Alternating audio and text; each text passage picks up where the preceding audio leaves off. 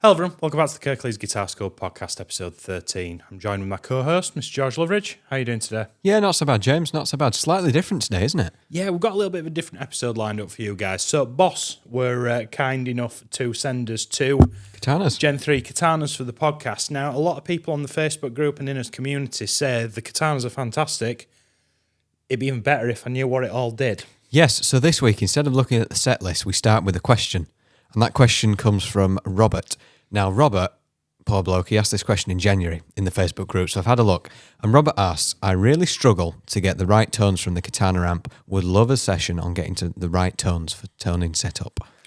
Okay, so we've got a Katana for decoration, we've got one on the floor, and we've got his lovely cam down here. So we're going to sort of go through every part of the amplifier, explain what it does, and then we've got some sort of examples, real world examples. Yeah. So the goal is, I mean, there's 1,000,001 gear demos on the Katanas. There's lots out there. And I'm sure you all know how they sound because they're all in your living rooms. This is more a user guide with all of the sort of chaff taken out. How can you get the most out of your Katana at home in a real world scenario? That's what we're going for today. Yeah, definitely. So if you're looking for a blues tone, for example, or a rock tone, you'll put some chapters in. Yes. So skip away. We don't mind. Please use the chapters feature. That's what we put them in there for, and get what you need to out of this video. And if you've got any questions, feel free to join the Facebook group. It's the first link in the description.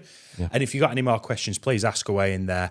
And myself, George, or one of the other members of the group will gladly jump in. So this is the Boss Katana 50. So there's a couple of different iterations.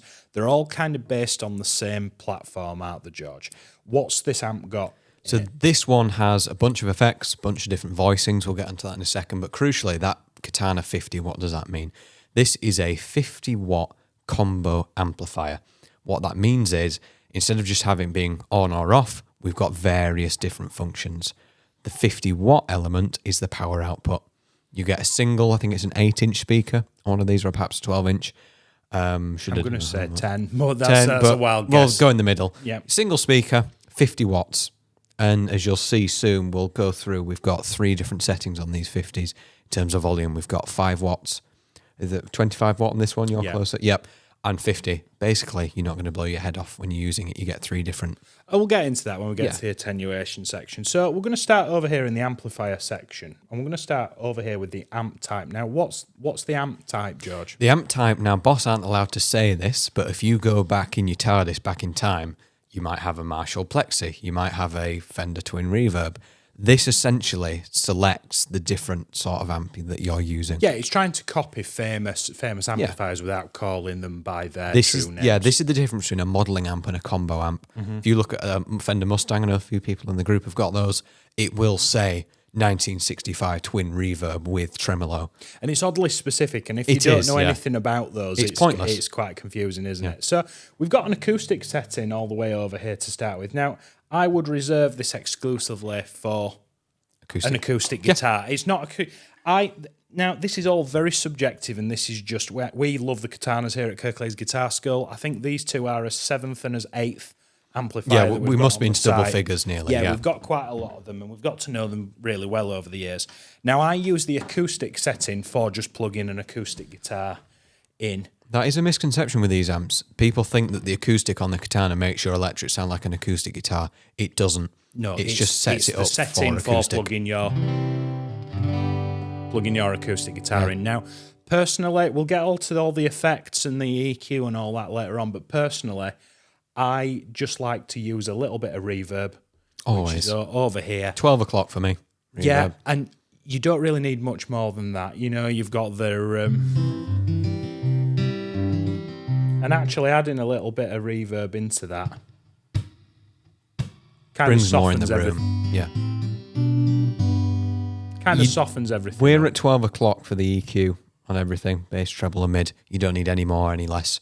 Yeah, and we'll get to that. We'll get to that in a second. But 12 o'clock's a really good place to start. And the whole idea around this video and what I want everybody to take away from this is, if you're setting a tone up, go from left to right, select your amplifier, and work your way across through all the settings to get what you want. So if you're doing some picking stuff,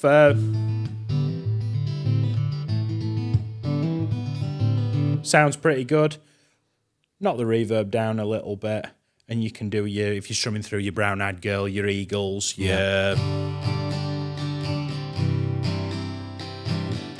Now, acoustic guitars is a little bit... Acoustic guitars are quite difficult to amplify compared to electric guitars out there. They can sound quite nasal and quite rubbish, even when you spend a lot of money on one. They can sound a little bit nasal and a bit naff. It's all to do with the pickups, and acoustic guitars are much more difficult to amplify compared to their electric counterparts. So what's next on the So we've gone from the acoustic session. If we look at our panel cam, we've got acoustic. We're then going towards clean. Now this is your day-to-day, for me anyway, practice, just playing. Just think of this as your standby sort of thing. You get a clean setting from this. If we work our way up on these new Mark III katanas, we have a pushed setting. All this does is basically turbocharge your clean sound. And when you push an amplifier, what does that mean? When you push it, you get less headroom. You turn the volume up, you get a little bit of crunch. Think if you're pushing your car down the motorway, not physically, but you're giving it some stick, it's just raising the bar a little bit more crunch, bit more of everything. So in episode 6 of the podcast, we talked about valve amplifier. Well, the 3 different kinds of amplifiers, didn't we? And I took my little Fender Princeton, which is a valve amplifier, which sounds clean, but then when you turn it up, it starts to distort and it starts to get angry, and we call that pushing the amplifier. So if I compare the clean, you just play me a little bit of something on clean, George. So if we're on the clean setting, it's clean. No other way to describe it.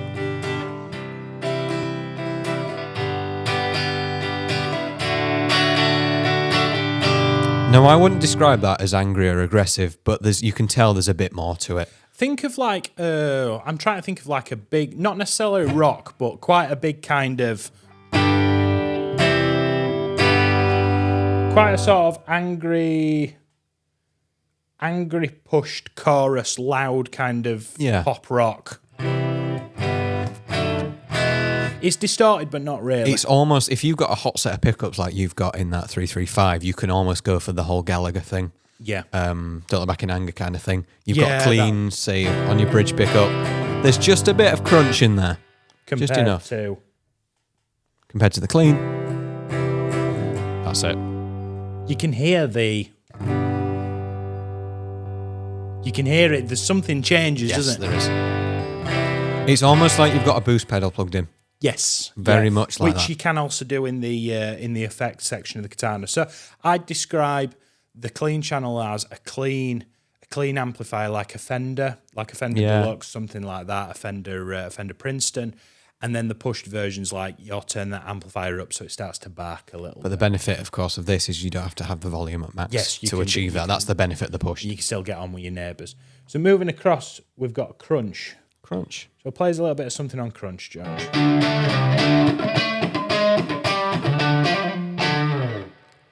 Not quite overdriven yet. Yeah, but it's crunchy. Yeah. You know that sort of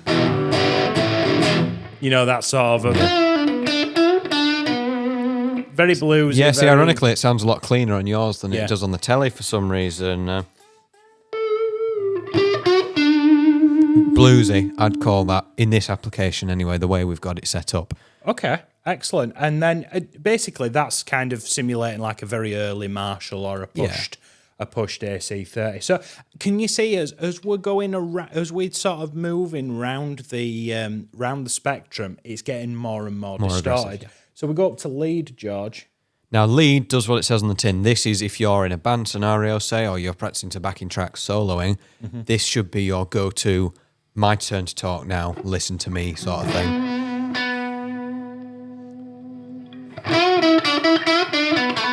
Now, instantly, that solo tone. Yes. Straight away, use your lead as the solo tone. Regardless of what the rest of the amp's doing, which we'll get onto later, if you're doing a solo, that's what you want to use. Yeah, thinking, go on, plays a little bit. You know, anything Parisian Walkways, Gary Moore, anything kind of that kind of ilk. Now, you can still use that for backing. Say if I was to play some blues, or a bit of an A shuffle, you could still use that. It might be a bit crunchy, a bit scratchy, but you can still get away with it. Okay, and then the last one is brown. Brown, yes. So what does brown mean? Brown nods towards Mr. EVH, Eddie Van Halen. Mm-hmm. He was renowned for taking amps apart, taking guitars apart, and making his own sound. But he was renowned for having this brown sound that was kind of bassy and trebly at the same time, overdriven and heavy, but also effortlessly clean. He had this really push set of amps, but if he dialed the volume back, if you look at Panama, for example, starts screaming its head off. I'll go an E standard for this one.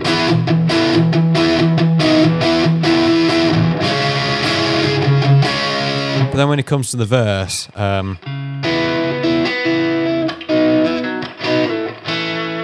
and all you've done there is turn the volume down. The brown, I think, on this gives you a lot of headroom to play with, gives you a lot of spectrum, a lot of scope.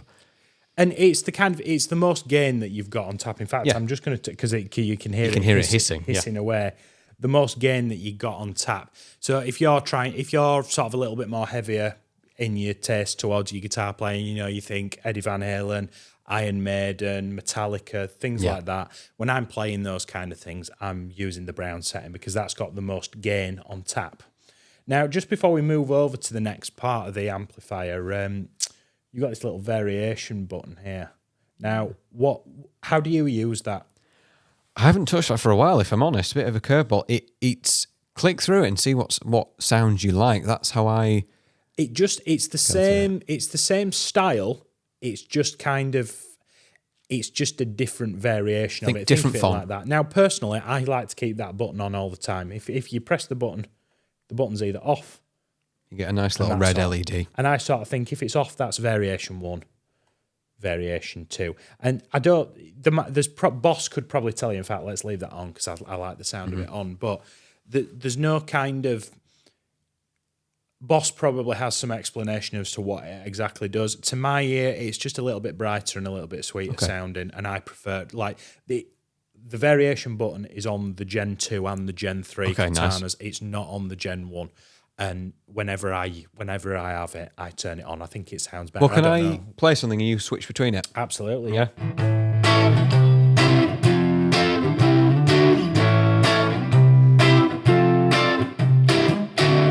There's not a lot in it. No, in the room, there's a slightly difference. I reckon mic'd up, you'll be able to pick more of that up, perhaps. But I think also, just before we move on, there's a lot of cork sniffing involved in guitar tone, isn't there? And sometimes you don't have to have a perfect explanation for why everything's got to be a certain way. If you were to practice or play a gig and you turn around and go, "Oh no, my variation's not switched on," no one cares. I don't think you're going to notice that much. Yeah.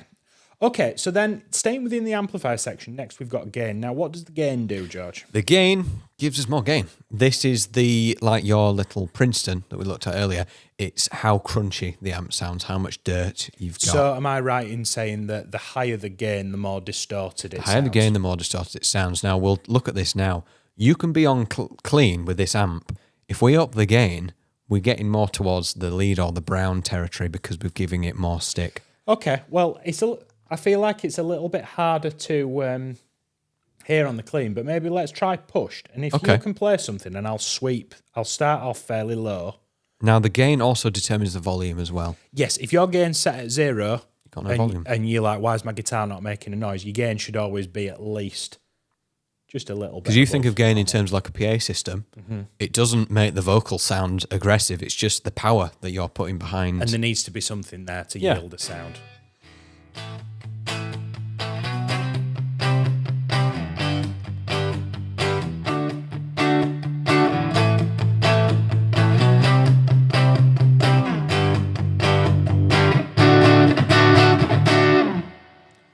Yeah. Can you hear though that the volume's getting louder as we introduce more gain? And it's always a balancing act between the gain and the volume. Yep. Now the Katana has 2 volumes on it. It's got a volume in the amplifier section, then it's got what we call the master in the tone setting. What I would do personally, I would set the volume, if you're doing this at home, I'd set the volume to 12 o'clock, set your gain to taste, and then this is just a make louder. Yeah. a make louder button. Master, yeah. Could you just play for me? Just make sure we don't deafen everybody. Yeah.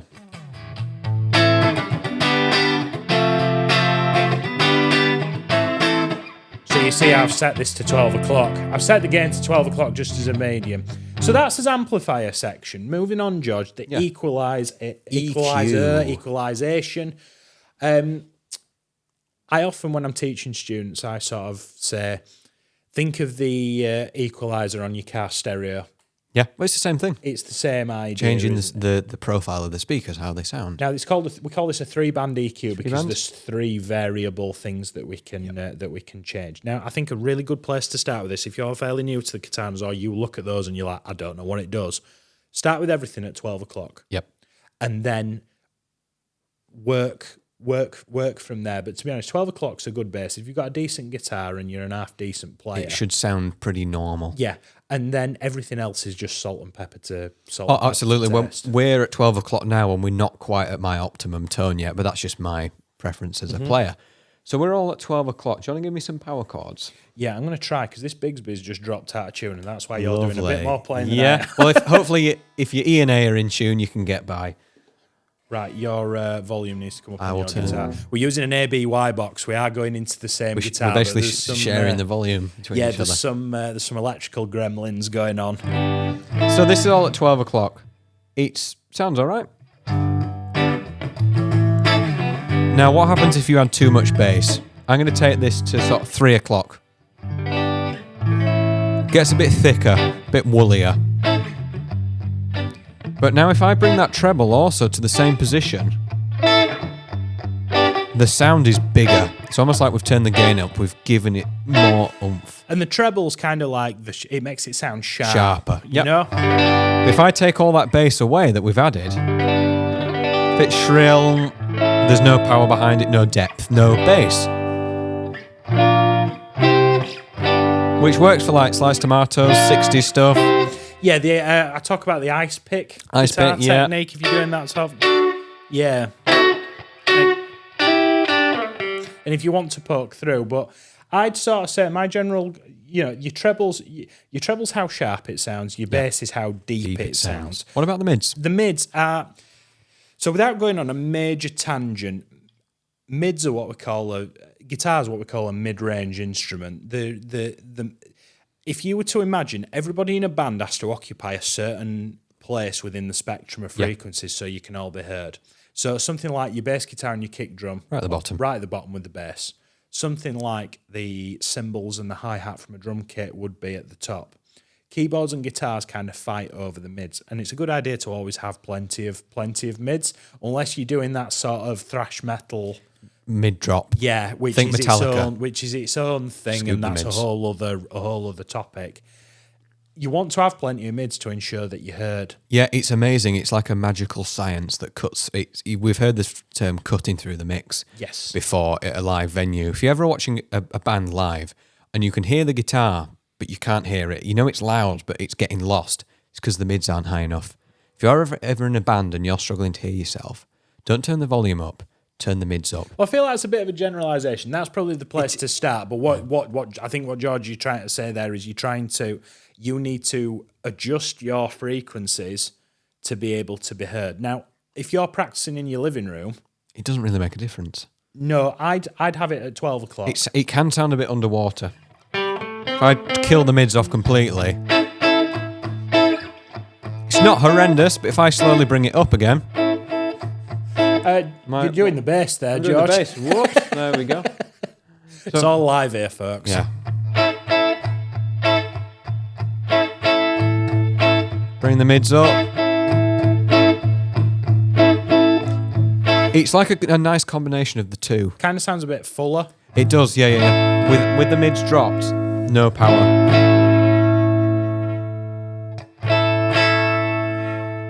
See, that to me with the mids drop sounds like your first amp that you had in your, because that was a 2-band EQ. You just had bass and treble.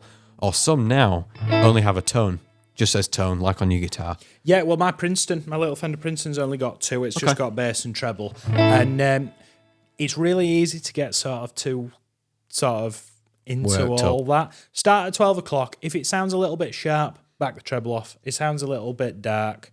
If it sounds a little bit dark or it sounds a little bit thin, turn the mids and the bass Yeah, if up. your guitar's hurting your ears and it's sounding shrill, bring the bass up, drop the mid. But there's no rule book for this either. It's preference. If you want to have everything on 10 and it sounds better to your ears because everything's on 10, be my guest. You know, what's really important to me is these amps are fantastic, but they've got so many options, and I find a lot of people get sort of paralyzed with how many options there are. Spend a little bit of time finding like a home bass tone and then learn to sort of manipulate it from there. But I'd much rather you spent more time playing your guitar and less time messing about tinkering. Now that's a whole, people do like to tinker, and there's the Boss Tone Studio that you can plug these into your computer and do all that kind of business.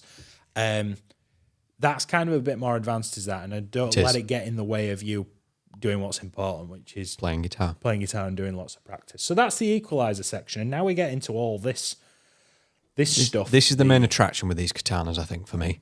Okay. Because we've looked at this before. I'm not a pedal guy particularly, but with this amp, you can get hold of delay, reverb, flanger, chorus. I think that's the only one this is missing, actually, chorus. No, it's got chorus too. Octave. We've got different fuzzes. We've got Alto Wah, which that's really cool. I think there's 12 digital effects within this amp. Okay. So let's start over here. With Now these are called double pots of these. Now what really that means is the top one. Can you see how the modulation knob turned on? When the light's illuminated, can you see over here with the reverb? Can you see that's telling you that the reverb's on? If I turn the reverb down, you go off. The button goes out. Now, just how these work in general. I use the reverb to explain it, and then we'll come back over here. The LED and the color of the LED dictates what kind of effect it is. We've got 3 reverbs in this. We've got 3 reverbs. So you've got this one here, which is a green one. Now I'd say that was spring reverb. Okay, yeah. That's that's spring. I'd say that's hall. You often see it digitally, hall or room reverb. Okay, but that's can you see how the color of the LED changed? And what that means is that's a different style. Yeah. Okay, and it should go amber now. That's a lot more dry. I'd say that was a plate reverb. Me. Now, these are all different kinds. To my ear, I actually think the red one sounds the best. The spring. Yeah. That, to the untrained ear, that kind of sounds like a proper reverb tank. Yes. Now, we've got this quite quiet in the room because your microphone is but a few millimetres from the speaker grill. But... And obviously, the more you turn this up... You get more. Leave that on for a bit for me. That sounds good. Quentin Tarantino, here we come. I should have brought the Jazzmaster. That's a new discovery for us, actually, that being so springy. Yeah, and because we've used these a lot, and the whole how we make our podcast and how we make just our online content in general is it's kind of a bit of a warts and all kind of real world application. I feel like a lot of people in this space, it's too polished and you don't get what you need from it. Whereas we want this kind of, you're having an open discussion with us and you're sat in the room with us and we're just kind of talking shop. Episode 7, we went for quite a dreamy jam at the end and I put a bit of phaser on, a bit of tremolo, sorry. So it's just everything sort of went on a little bit more, a bit of a trance mix. And didn't need to, but it just sounded cool. So let's just keep a touch of reverb on because, you know, if you have reverb, you must use reverb. It's the law. So we've got the booster. Okay, what's a booster? Think of it like a second gain. That's how I use this. Booster on this amp takes your, let's say we're on pushed at the minute. This is going to take pushed to crunch. It's going to give us more volume, more gain instantly. It's a booster. Think what your booster pedal does. Yeah, it's essentially an overdrive or a distortion pedal. And I actually think it's the Boss technology, so the SD ones are really... The Super Overdrive one, which is the yellow Boss Overdrive pedal, is one of my favourite pedals of all time. Been around for a while, yeah. The Boss DS1, which is the orange distortion one's built in. Now, personally, I don't use the booster function on the Katanas, and I'll tell you why. I do. Okay. I would only use those in particular for... If I've got the foot switch, I don't have it to hand, but you can buy a foot switch extra for changing the channels, and I'd use it almost like I had an overdrive pedal. Is that so you can turn it off again? Correct. Okay, so I use this in I'm sat behind a kit in the band I teach at, but there's a player, and he, for one song, he needs to be up in the mix. Now, he doesn't have a boost pedal yet. We're going to get him one. But he's playing a lead line in the verses, and he's dropping out in the choruses. So he doesn't want to have to change his whole amp for one song.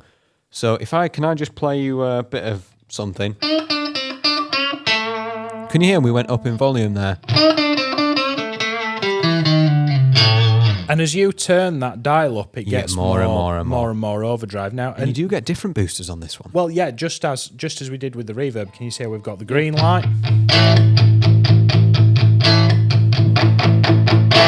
That's a lot more.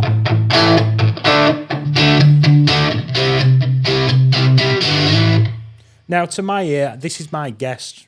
People on Reddit are going to get cross with us. Yeah. The green one sounds like an SD one to me. It sounds like an overdrive. I'm unsure about the red one. Personally, it's a little bit more distorted.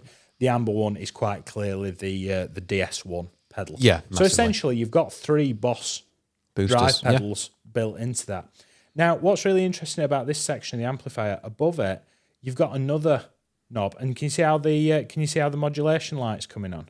So this is a modifier, the way I perceive this one. Yeah. Okay, I perceive it as modulation as opposed to modifier, but either way is fine. It's more kind of specialized effects. So let's turn that up and see what it sounds like.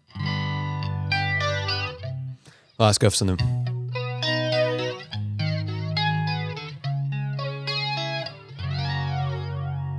Across the universe, this one. Sounds like it's phaser. That's a phaser, isn't it? Yeah, it is. Yeah, phaser. So Nice. it's think of something like Unchained Van Halen, which we're going to have a look at some Van Halen style tones. Hold your horse on that one, yeah. If you're working on a song that's got phaser, turn the phaser on. It's nice to have that because we've all practiced a song. Say, Barracuda Heart. You're practicing it clean. Can you just knock that off for me? The mod, yeah. So Barracuda. Sounds all right. But what if you want to sound more like the track? Yeah, go on.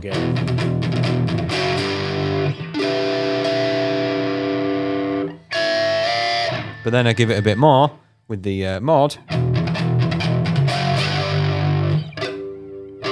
That's it. Yeah, it's kind of got that. Now, the more obviously, like the drive, the more you turn these up, the more you get. Kind of sits in. But what else have we got on the mods then? If we flip the bottom, so the green one. This is chorus. Yeah, so I'm thinking. Sorry, go for it. Hey, cut you off. Funny looking man with a beard did a lesson on that, though it should have landed on Tuesday. Nice, we'll look forward to that. As this goes up on the weekend. So, yeah, I taught a full lesson on that if you want to learn it. But, like, I have a chorus pedal. So when I taught that lesson, I just plugged my chorus in. But if I didn't have that pedal already, I'd have no problems using the Katana. See, chorus, I have a, what's it called? Rosewood acoustic amp that has a chorus built into it.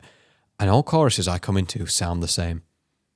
I think you've got to spend a lot of money to get. I'm not a chorus guy whatsoever. I know a lot of sort of Guns N' Roses / Heaven's Doors and Paradise City, yeah. Yeah, and that's all.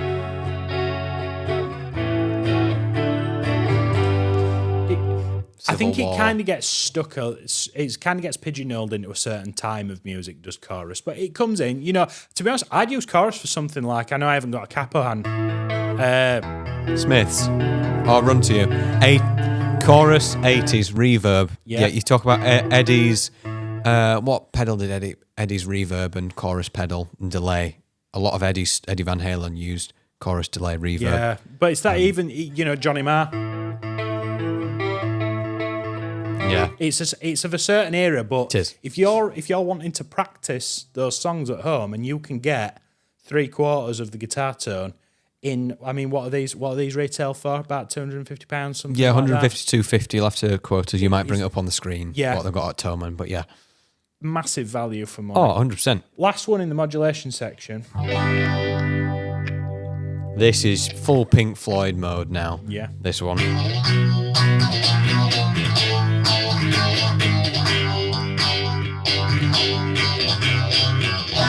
That's Interstellar Overdrive, early Sid Barrett Pink Floyd. That, right, okay. But you actually listen to that, and they pan it. So they're playing that riff.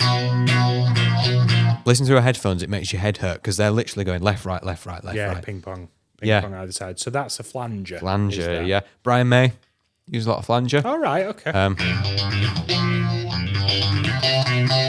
That's Stone Cold Crazy. I'd never even considered it. Yeah. But if you're learning to play a song at home and you're thinking there's an effect on there, but I don't know what it is, like literally just Google it. Yeah, and have a play around. And chances are there's what you need in this amplifier. So moving across, we've done the booster, we've done the modulation, and then we've got the... Before you just do that, you can use these simultaneously. These stacked. Point. You can have a bit more push from your booster.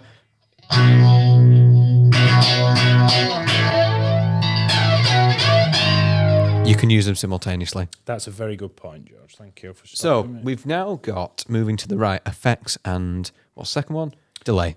So we've got more effect types, and now we've got 3 different types of delay as well. So the effects, we'll just quickly run through those. Now, I really like this one. Oh, yeah. This is an octave. Simulates an octave pedal. Think Royal Blood. Oh, yeah, Audio Slaves. Now, what that's doing is it's taking my guitar tone and adding a note an octave below it. Yeah.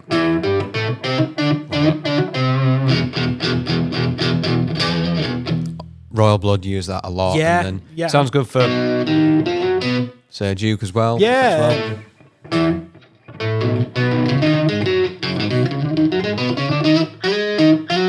And of course the... Oh, so I keep turning you off, yeah. Which sounds really nasal in the room. But at the top end, yeah, but it's quite cool, isn't it? But when you're using it with other instruments going on, you'll find it cuts like a knife. Now, for octaves, avoid chords. Yeah. That poor little katana's working really hard to give you it's 6 times, 12 different notes at once. Mm-hmm. Yeah. Yeah, it won't sound like a 12 string, but you can kind of get... It just sounds rough. Single note melodies. Yeah, it's kind of single note riffs, I think, is the best. Something like Money would be a good one to do for that. So what have we got from there then? So then you've got... the bit of the Princeton. Tremolo. Yes.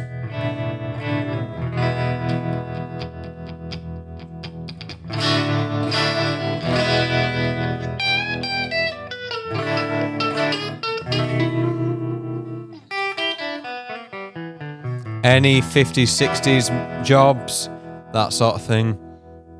And I like using this in conjunction with clean tones for like a little bit of texture. So something like if I've got it turned up quite a lot. If I put the modulation effects on, but if I go to chorus, so I'm on double green. 80s again. If you think of Hysteria, Def Leppard, and I'm thinking.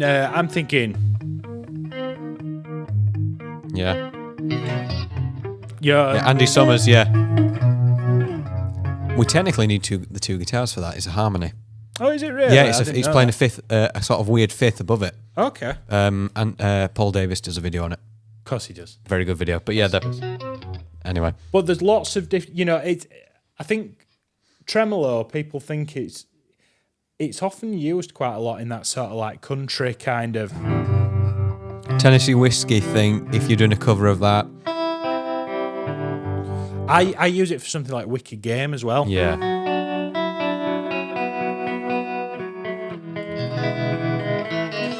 And what that does is, tremolo is almost like if you imagine somebody takes your volume control and turns it on and off really rapidly, and it creates this wow, wow, wow. Well, if you think of like an old speaker spinning, there are amps that have got these spinning round rotary effects. Or think of old organs, fairground organs. Yeah. But it creates this lovely... Now, for normal, if you were to play Brown Eyed Girl with that, it wouldn't sound very good. It hasn't got time to keep... There's different speeds. The dial on the amp determines the speed. Yes, it's of the not tremolo, the amount the intensity. Of the effect. The further round you turn it, the faster it gets. So let's have a look at the last one.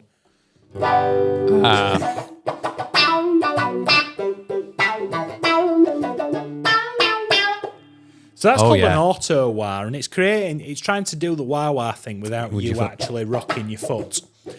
Now, it's not really meant to be a direct replacement for a wah-wah. It tends to be its own thing. It's what we call an envelope filter. Yes. I must admit, of all the effects on the Katana, this one's the most naff. Now, that's a strong adjective. Thank you, boss, for sending the amps, but it's not the best. But I think it's really funny. It is, yeah, that's what I mean. It's You've got to be careful practicing this stuff at home because your other half will think you're watching something you're not supposed to be watching. No, yeah, that. Yeah. but for that intro... No Bush City Limits is great. It's got a lot of attack as this one. Now this wah, I used this at a gig we did because I didn't have a wah pedal when we were doing Nutbush. Doesn't sound so good pushed or crunched. Does it not? Well, no. Put it on, see what it sounds like. We go for, crunch. It just but I'd gets argue a bit that's aggressive. what Ike Turner's guitar sounds like on the record. Yeah. The guitar tone is really nasally.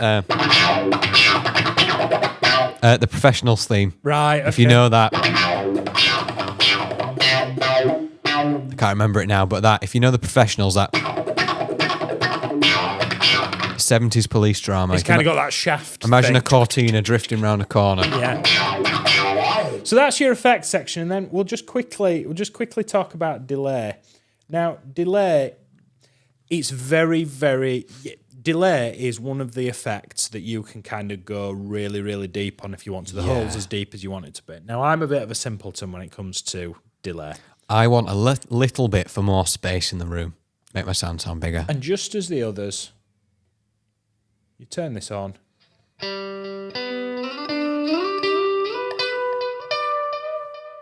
And you've 3 different kinds of delay, which I'm assuming is a digital delay, a tape delay, and an analog delay. Now, what's different about... Because delay has so many different parameters and so many... Like, I've got a Boss DD3 over there that has 4 or 5 different controls for all the different aspects, and Boss are trying to do it with one. So it's not going to be as... If you're trying to do the Edge... You know, any of the U2 or the sort of Brighton Rock stuff. Brian May, because he used 2 amps for that. Oh, did he really? Yeah. Right, okay. But you can... people keep mentioning Brighton Rock. I need to have a look at it. I might do a lesson on it. But you kind of get these little harmonies. If you set the delay at the right time and you catch up, that's probably a bit short. But the problem with delay is if we add a little bit more and you make a mistake... It's going to follow you around for a little bit. Yeah, it just keeps reminding you. So my general approach to this is I have 3 different kinds of delay. The more I turn it up, the more repeats I get. You know. No, it's not quite a looper.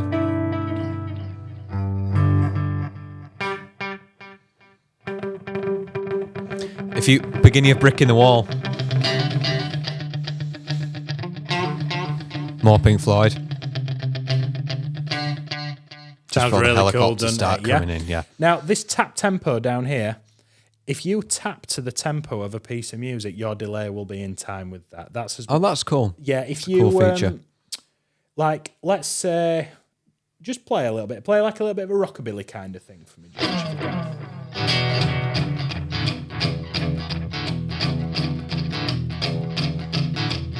Right. I was thinking more a... a bit of a... Right, okay. It's a little bit messy. There's too many notes. So what I'm going to do is...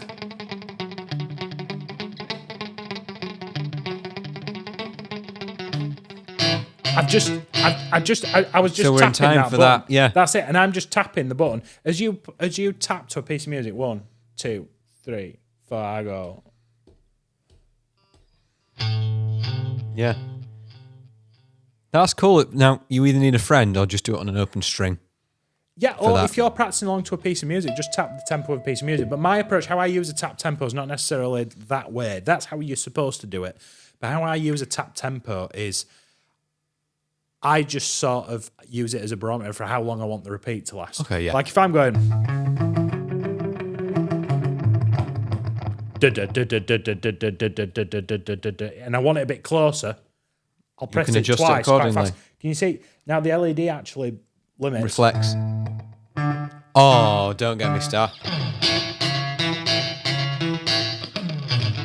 That's nice. So that's how I only really use delay for either that sort of slap back like Hank Marvin kind of thing. Yep. Brian that's Setzer, achieved by doing like a really, really short delay, or I use the analog delay and I have much longer repeats. If you go for like a 1-4-6 chord progression, that sort of thing, it's very emotional.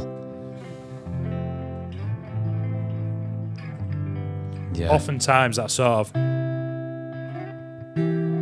James Bay, that sort of. Another video to look out for.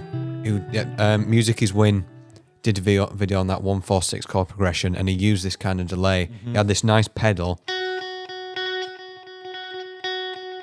and then he laid that progression over the top, and you're almost crying by the end of that progression because of the delay. But again, you've got to be very, very careful that we just use it as a tool. Not all the time. You're not playing your Brown Eyed Girl with that. Yeah, that's it. It's kind of like you need to have a certain, there's people I know that are watching who come to study with us for lessons who have never touched that because they haven't needed to yet, but it's there when they need it. Right, so... Can we get some tones then? Well, or is there something else to look at? Oh, the tone setting, yeah, and okay. We'll get onto that. So, the master volume we spoke about earlier, I would set the volume over this side and forget about it. Start lower first because you'll Back to the Future. Yes. You'll be blown through the wall. This is more louder. Okay? Yeah. We'll talk about these dudes in a second. Power control. Now, most of us like as neighbours and don't want to upset anybody. Now, this is called... It's like an attenuator. Attenuator basically makes the... You want the amplifier to be moving enough air so that amplifiers have to be a certain volume to sound at the best. And an attenuator tries to capture that at a much quieter volume. What I do, if you're practicing at home, I would have it on. Now, on the Gen 1 and the Gen 2 katanas, it's 0.5 of a watt. It's, I want to say... 5. It's got 5. I'm sure I've seen 5 on one of them. And then 50 watts. 50 watts, yeah. So the further you go across, the more... sort of the more powerful. That's it. The Mark 1 is 5 watts, 25. It splits off in. Okay. But this one's got even less. If you're practicing at home, I'd have it on either half or 0.5 of a watt. It just keeps the volume down a little bit, but keeps it a little bit. But you can still practice Metallica or Megadeth with the right tones, but not at the volume that it demands. Playing with the band or playing with the drummer, turn it up to max or the 50 watt mode. But it's amazing. These amps, you think, 50 watts. You can still blow your head off. I've done gigs with the katanas and kept up with drummers all day long and actually been told to turn down. So I think it's... They're an angry little amp on the quiet, aren't they? Little buggers out there. And then finally, up here, you can set channels. Now, you can either use the foot switch and you can have 2 presets. Like, I think we were discussing this before the podcast, weren't we? You could have a clean tone as your channel 1 and you could have a rock rhythm tone as channel 2. And if you're coming to practice, you don't want to mess around with screens. You just know that channel 1 sounds good. You can press that, and it just saves the setting. So let's look at how we'd use that. Okay. So we've got a clean tone now. Now, I had to mess around with these. I put 2 different channels together, so I can't remember what they are. So we'll find out. Can I have some channel 1, please?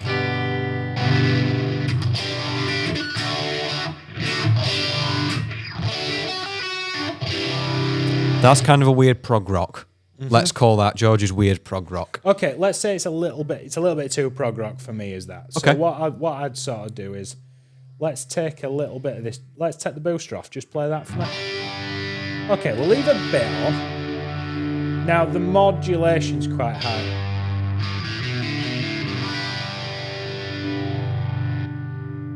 I'll leave it at that. That's a bit calmer. Now, I want that again tomorrow, please. Okay. So how do I do that? We were on channel 1. I want to press and hold. Now, you can't see because it's very small, but underneath James's fingertip, the light is flashing, flashing, flashing, then it'll stop flashing. And now, what I can do, if you look at the panel, I'm going to completely, every guitarist's worst nightmare, mess everything up. Can you press channel 2, then channel 1 again for me? It keeps your preset. Yeah. It's saved. So any little kids, adjusting, or if you, I like to vac my amplifiers so they don't get too dusty. Of course You can end up knocking the dials around. So channel 2, same thing. You've got 2 to play with. Yeah. And then your panel is your everything's exposed. Yeah. You can adjust that on the fly, as you'd say. Okay, so I think a great way of concluding this would be we've got some sort of guitar tones written here. We have. And I think if we show as viewers kind of in real time how we'd achieve those tones. Can I give you a thing to aim for? Okay. Can you play me some All Right Now by Free? Right, okay. I wanted a rock tone. So my general consensus for all of this is start with the amp, start from the left-hand side and work your way across, okay? So we think Paul Kossoff, we want a nice kind of crunchy rock rhythm tone, but not too distorted. So I'm going to try and get that first. So I'm going to turn the amp up. Now I can't actually see that from over there, but is that crunch or is that your lead now? Right, I'm going to bring it back to crunch then. I want quite a bit again. So James could have stayed on lead, but you've decided to go on crunch and up the gain. Correct. Yep.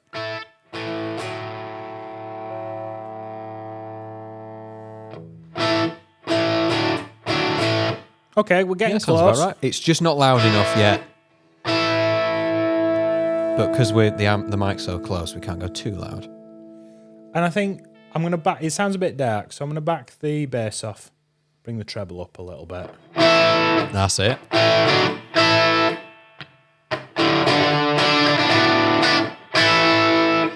Whoa, whoa, whoa.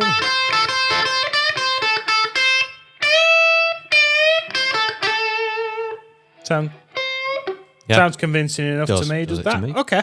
So always start from left to right. So, George, I'd like you to try and give me a clean sound, kind of a la John Mayer, Slow Dancing in a Burning Room. So at the minute, I've come to the amp. Someone else has been using it, and it's driven dirty. So what I'm going to do, start with the voicing, like James said. The commission is clean. So I'm going down to clean. I'm going to bring the gain to about 12 o'clock, just for now. Same with the volume. I'm going to leave the EQ just until I hear what it sounds like. Now, to me, that's a bit swampy for what I'm looking for. I want it a bit brighter. So I'm going to bring the bass up, just make it a bit bigger in the room, and then bring the treble up accordingly. Perhaps drop the gain down. Now, a good thing to do if you're adjusting something and you're looking for how it sounds, adjust with one hand and strum with the other. Now, for Burning Room, I'm going to want a bit more reverb.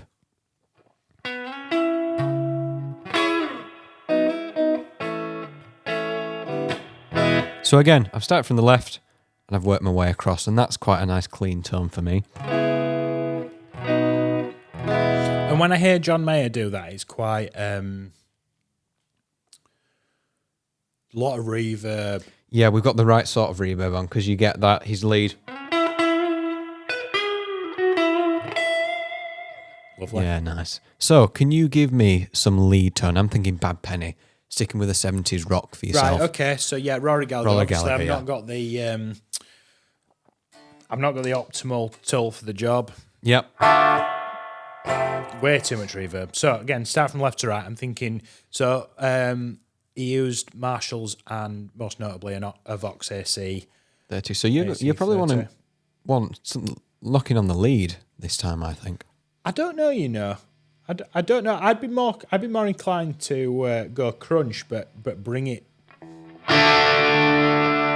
because you want that clarity. That's what and the more gain you pile on, the less it gets. The less clarity. So it's too dirty, is that? But what about for the lead line for the melody? Because I reckon for the back.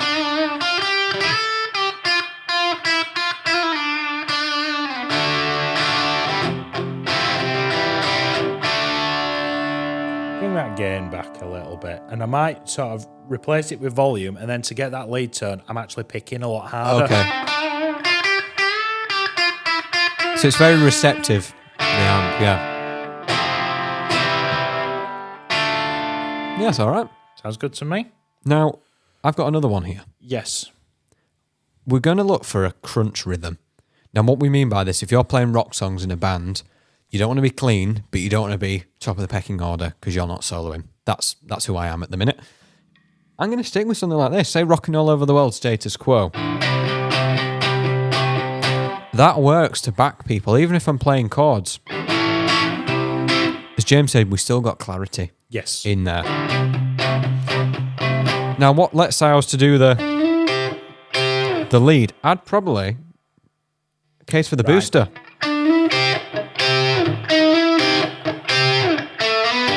That's usable. But then if you forgot to turn it off, it's still a bit blitzkrieg bop at the top of the mix, but that's a case for the booster there. Okay. If you need that. So then Unchained next. So yes. Eddie Van Halen. So you're as resident Eddie Van Halen expert. Apparently so, yeah. Right. So I'm going to try and set that for you this time. Okay. So I'm thinking Eddie Van Halen, really overdriven, heavy, compressed. Shall I keep playing until we get there? Yes, and I'll try and sort of narrate it as I do it. I'll try and remember it as I do it. Okay, we're pretty close there. But I'm going to go to the brown setting. Did you hear it? It just kind of got. Sounds a bit dark, so I'm going to take the bass out. Plenty of mids, plenty of treble. Now we're missing something really, really integral. What's that? We're missing the effects. Okay, the so digital I'm gonna put effects. Some phaser yeah, phaser, brilliant.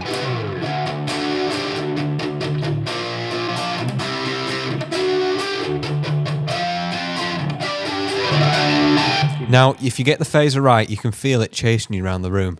Imagine close your eyes. You can hear it coming round and round. So it does this. Thinking Wild Kids in America.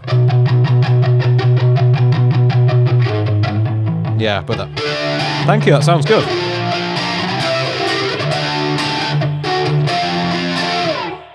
I like that. Sounds good, doesn't it? Sounds cool. So can you see how James went up there? He just left to right, just think left to right. Wax on, wax off. Wax on, wax off. And don't make it too complicated. If you, like, the effects thing is a massive hill to get over, but if you're not actively chasing somebody's guitar tone, just leave it be for now and come to it. It's not going anywhere. No. What do we like about... So we're in quite a unique position, aren't we, that we've had all three generations of the Katana and still actively use them. Would you say that Gen 3 is... for the vast majority of people that we know that come to us for lessons have the second generation. Yeah, because this is the new one. Is this the best one yet? I think so. I've only one bugbear with it, and it's a very niche bugbear. So if I pick this up now, I'm not exactly Dwayne Johnson, but they're not that heavy. No. Which is cool. Your bugbear relates to the back panel of the amplifier. Now, we use the Mark II when we film here, before Boss kindly loaned us these, and we didn't have to mic them up. Why? So, a big selling point from... We had quite a few of the Mark I's, and we sold quite a lot of them and got the Mark II's. Now, we're fortunate enough that we own 3 of the Katana Artist amplifiers, which we use for our events. Now, the big selling point for me on those was it had a line out for... basically, rather than miking an amplifier up like we've marked this one up, we can... you can plug a guitar lead essentially into the back of it, and you can send it to the PA. Now, that really helped cut our... it made our events a lot slicker. And, it did. And I was assuming that the Gen 3 was going to be just the same. It's because we use a Rodecaster to record the podcast, and I just assumed that we could use an XLR end to jack just straight like before. into these, and it keeps the set nice and tidy. There's no microphone. Keeps it tidy. We get more control, a lot cleaner. But they've swapped it to a USB port for Gen 3. We've now got a USB-C for stereo. It says stereo record out. It's a USB-C port this time, which, times change. You know, we stood on a hill shaking our walking sticks, potentially, but that means we've now got to go out and source a USB-C to XLR. Yeah, it's just another 40 quid's worth of cables. And you can go, oh, well, poor you, James, with your little violin, and you got to spend... Boss sent you 2 amplifiers to use. Yeah. Well, not for free, they're loaned, but we've got to now buy some cables to do that. Now, if I'd have bought these for the school, I'd have sent them back. So there's nothing, you can still get hold of the Mark II, of course, and the artists, but times change, technologies move on and get slicker. Elverum, editing James here. So I just thought I'd jump in. I'm just editing the podcast now. I'm nearly done. And I thought I'd just have a quick Google before I sent it off into the zeitgeist about my complaints about the Gen 3 Katana not having a line out.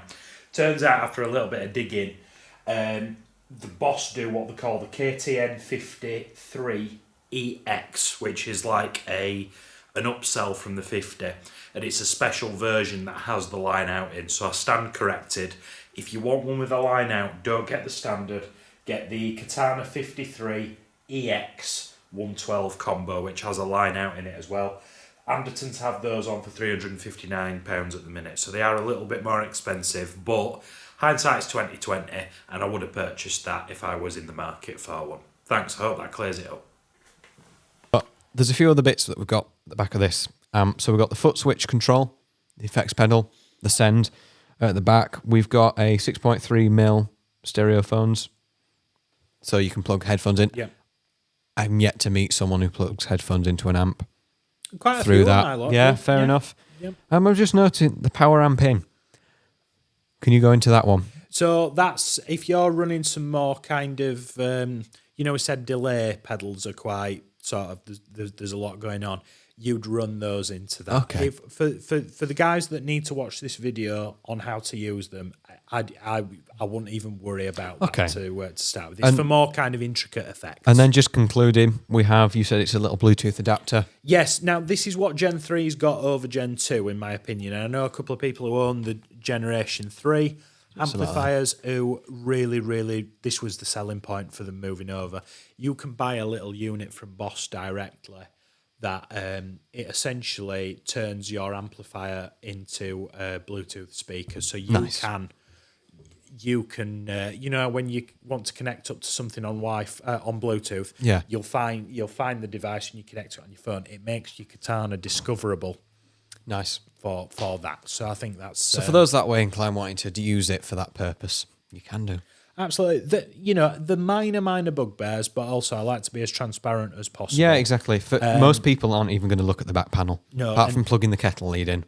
Line outs and things, for 99.9% of people that use this amplifier, is going to be completely irrelevant.